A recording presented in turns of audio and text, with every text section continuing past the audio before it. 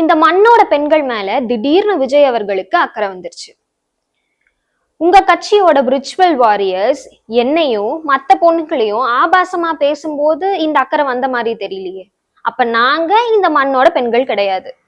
சரி, 25 வருஷம் உங்க வாழ்க்கைய பகிர்ந்துகிட்டாங்களே உங்க மனைவி, அவங்கள உங்க கட்சி தொண்டர்கள் ஆபாசமா பேசினாங்க. அப்ப கூட இந்த அக்கறை வந்த மாதிரி தெரியல.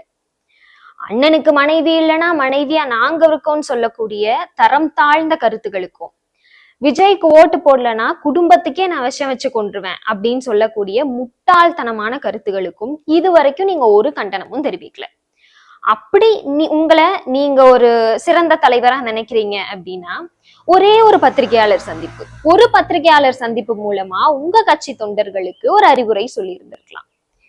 இந்த தேர்தல் நெருங்குற நேரமா பார்த்து திமுக மேல தேவையில்லாத குற்றச்சாட்டுகளை வச்சு நாடக அரசியல் நடத்திட்டு இருக்காரு விஜய்.